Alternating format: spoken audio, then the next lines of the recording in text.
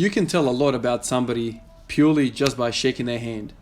I don't know how many times I've shaken people's hands and it's almost like a dead fish being placed into my hand. It's just like there's no tone there, there's nothing, there's no strength, there's nothing.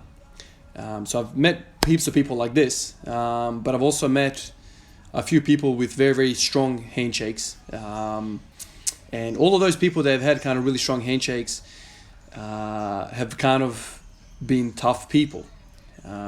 I'll tell you one story. There was one guy, probably 10 or 15 years ago, I shook his hand. My mate warned me about him. This dude was like in his 50s. He said to me, dude, get into your split squat stance when you shake his hand because the dude's going to rip your shoulder off. And I'm like, what are you talking about? This guy was 190, 195 centimeters, skinny, tall guy, worked in the construction industry all his life. And I was at my mate's house, we were chilling out, whatever, this dude rocks up. My mate shakes his hand and I was like, no kidding, man. My mate, who was also training, he was much bigger than me, a bodybuilder, got into a split stance and, I can see it, a lot of force was being had through the hand. And this fella, in his 50s, he was just standing, flat-footed, nothing. But he was just one of those naturally strong people. Strong because he's worked all his life, in construction, always kind of hard life. And so then it came my turn to shake his hand. And yes, I got into my split stance. We had to giggle. And this man was a very, very serious guy. He wasn't doing this to joke around. He was just, that was his thing, he shakes his hand. I felt like he was going to rupture every single ligament, every single tendon in my shoulder. I mean, this guy, once again, he wasn't a strong-looking dude. Tall. His hands were like a shovel. I'll give him that. He was very, very large hands. So when I put my little kid's hand into his hand, it was like I lost my hand. But, going on from the conversation that we had yesterday about, strong people and working sets and reps and periodization, that story kind of popped into my head, and I continued thinking about, the conversation yesterday, and some of you guys have kind of extended and, gave me your ideas, your experiences. Some of you guys have worked in the construction industry and kind of labor, physical job kind of industry for 20 years. So you guys are giving me all sorts of stories, but I just kept thinking about what's going on there with these people that have kind of just done millions of reps, it seems, of this repetitive movement. Like, what gets these people stronger? Because if you think about it, there's no block periodization, there's no concurrent periodization, there's nothing. There's no major, progression of load or nothing. There's nothing going on, man. These dudes are just going about his business. Concrete, bags of concrete come in, whatever, 20 kilo thing, sand, whatever comes in, 20, 30 kilos, whatever it comes in. Like, I'm not in the construction industry, but, you're not picking up 150 kilos of sandbags, right? So what's going on with these people? And then I thought about the time where I kind of first started playing around with Greasing the Groove. Pavel Tsatsouline, I read the book, Power to the People, and that kind of shook my foundation of what training is. And so yesterday I kind of thought about that guy with a massive handshake, and then I thought about my first experience with Greasing the Groove. I didn't believe Pavel at first. I thought, man, this is something. Let me give this a try. So I did kind of the bench press routine, whatever, but I didn't really kind of follow it to the T. I kind of did it twice or three times a day. I got pretty good gains in what was it, 6 weeks or something that I did. But then on a later date, when I had time, I had kind of annual leave, I gave Greasing the Groove a go. And what I did was this. I did my whatever normal routine. And then at the end of the workout, I said, okay, I'm going to go and smash myself with pull-ups. I did something like 15 reps, then 13 reps. I did as many kind of sets as I could do until I basically couldn't do like 2 or 3. I think I did something like 10 sets with like 1 or 2 minutes rest. I absolutely exhausted myself. The last set, basically I got 2 reps and there was no way in hell I could get a third. I was done. I was absolutely done. So then I went back in the house, showered, whatever, had some food. And I thought to myself, 2 hours, since the workout kind of finished, I went back in and I did some more pull-ups. And guess how many freaking reps I got? I got 12 reps. I got 12 reps. And here I thought I absolutely exhausted myself. I didn't have another rep in me. But 2 hours on, I'm getting another 12 reps. So what is going on there? What is going on there? So for us people that are going into the gym and not seeing any freaking improvements, we're just stale and plateaued and whatever, we just have to do more work. Even if you get the last freaking slimy rep, crappiest rep or whatever movement you're doing, I bet you bottom dollar, if you come back 2 or 3 hours, if you come back 2 or 3 hours later and you do the same freaking movement, you'll probably do like 80 or 90% of what you did to start off with. It's remarkable. The body does this to us. It gives us feedback at that time. We've had enough. But if you have a rest, 2 or 3 hour rest, you can come back and hit it again. And dudes are taking 7 days rest after some of these sessions, man. 7 days. 3 hours later, and I'm hitting the damn thing again for 80%. This is the first time I kind of thought about training in a different light. I thought to myself, there's something fishy going on here, man. I thought I was done. The pump that you get limits you in that moment of time. I think this is the theory that I'm kind of playing with.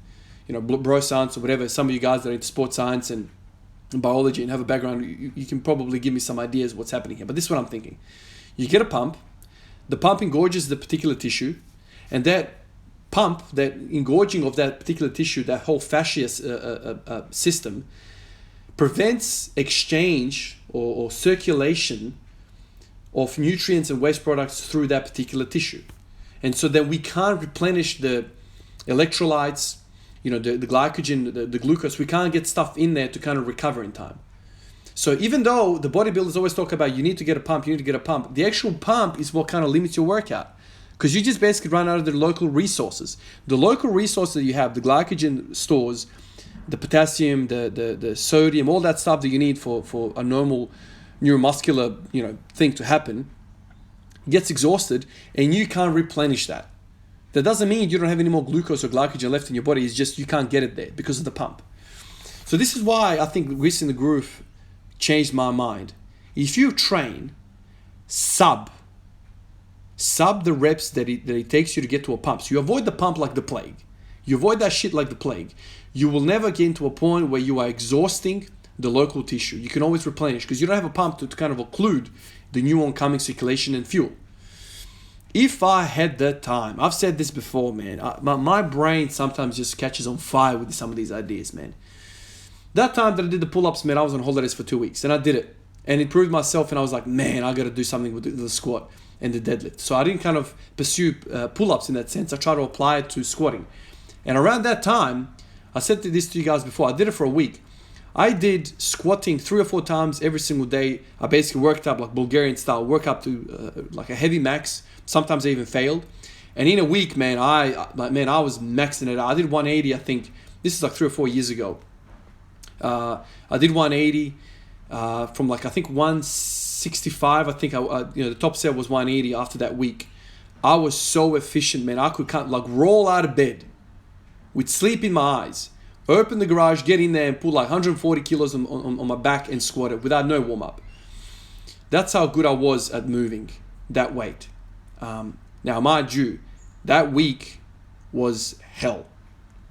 I was napping every single day for like an hour or two amongst those sessions. I was exhausted. My nervous system just took a dump.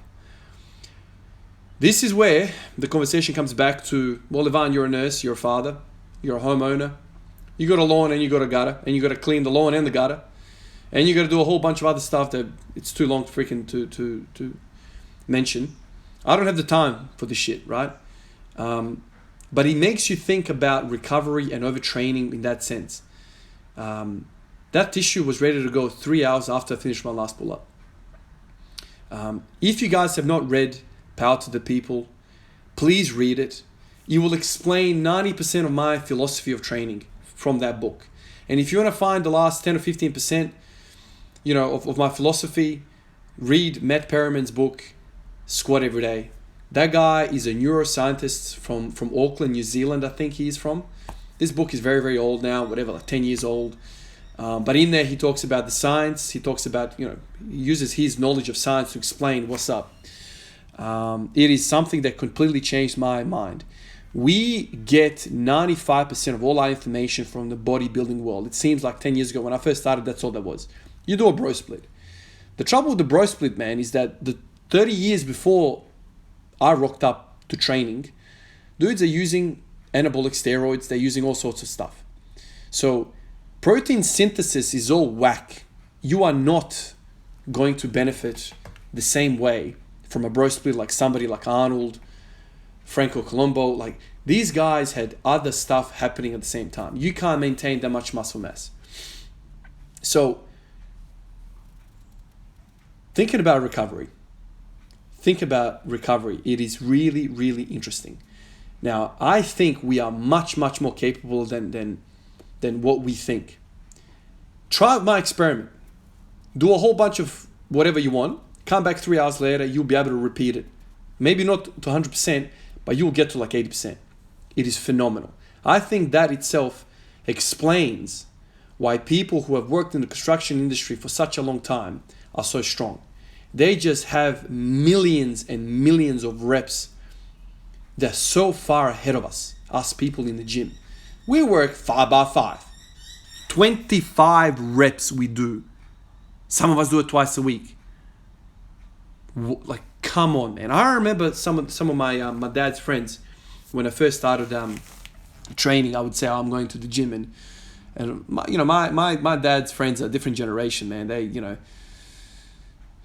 They'll grow up in a different type of world, man. Like, civil war in Yugoslavia, whole lot of hardship. They don't have time for like this type of stuff. I remember one of his mates said to me, "Oh, you wanna pay money to go to a gym to get tired? You wanna pay money to go to the gym and run on their treadmill? You wanna pay money to move their weight around?" Think how stupid that sounds. I remember one of my dad's mates said, "How about I come with a 3-4 ton of sand, I'll dump it in the front yard and just ship that sand around. Or make yourself useful, just do something useful around the back, in the backyard. Or come with me to the construction site, I'll use you.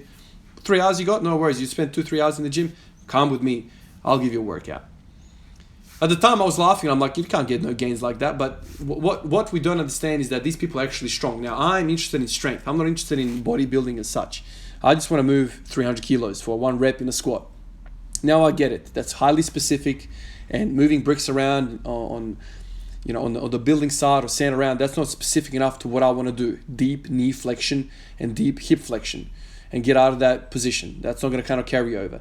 But we can get some principles out of this, man. We can get some principles out of this, which are, we are capable for much more work than we think. We can learn from the dudes that never trained.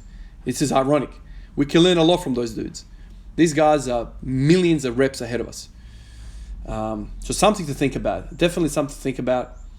It's a long rant about the same thing as yesterday. I'm still thinking about all these things. I still think about why the Bulgarian system worked. I know steroids, but I'm sure the West also used steroids. The Bulgarians were not the only ones, especially in that era. Anyway, guys, as you saw there, I went to the gym today. I did my business. I did a whole bunch of singles at 180. And then I was walking home, and I walked past the GHD machine, and I didn't have the heart in me not to do some sets. So I did 5 sets of 10 GHD. The GHD is a beast, man. It makes me feel unbelievable. So every time I go to the gym now, I'm going to try and hit it. I miss it, man. The GHD did nothing bad to me. It's just at the time of my right hip pain, it didn't help me. It didn't solve my hip pain. At the time, I thought, if you're not with me, you're against me. And so I dropped it off, and I was looking for other things to help my hip pain. But anyway, now I'm a new man. I'm a fresh man, so I can hit it again. All right, guys. I'll catch you guys in the next one. Peace out.